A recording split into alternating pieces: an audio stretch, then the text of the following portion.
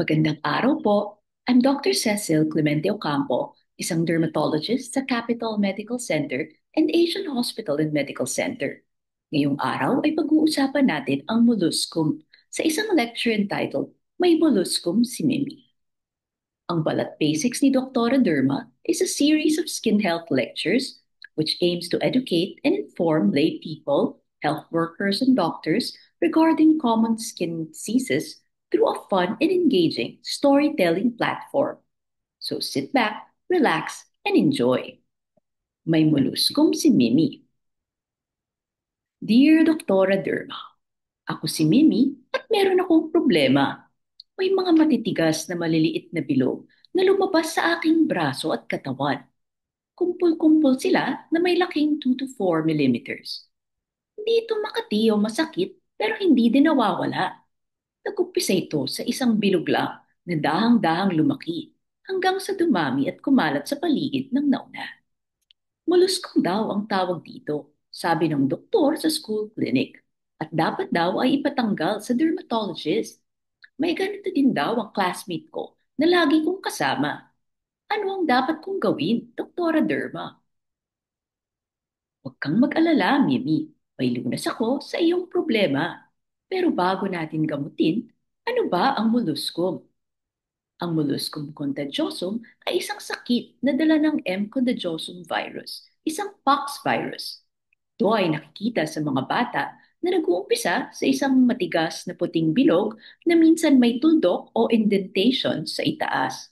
Ito ay maaaring mawalang mag-isa, ngunit mas madalas ay dahan-dahang dumadami kung hindi agad nagamot.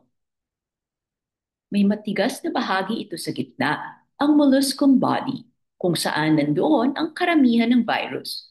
Minsan ay nagsusugat ito kapag nakamot at kumakalat ang virus sa paligid ng balat, kaya't dumadami ang molluscum.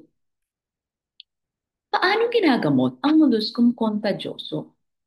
Kumonsulta agad sa inyong board-certified dermatologist kapag meron kayong sakit sa balat, buhok o kuko tulad ng molluscum. Huwag subukang gamutin ang sarili. Huwag mag-self-medicate. Bibigyan kayo ng inyong dermatologist ng mga rekomendasyon at treatment options para sa inyong kondisyon. Depende sa dami at kung nasaan ang mga molluscum lesions. Maaring mga topical creams o mga procedures tulad ng electrodesiccation o cautery, curettage, cryotherapy ang irerekomenda ng inyong doktor. Sundang mabuti ang mga instructions ng dermatologist para mabilis gumaling at walang side effects na maranasan. Kung may simptomas pa din pagkalipas ng 1 week, ay bumalik kayo sa inyong dermatologist. Mga dapat tandaan. Ang molluscum contagiosum ay kumakalat sa pamamagitan ng skin-to-skin contact. Maaaring mahawa ang mga bata o matanda dito basta't nagdikit ang balat.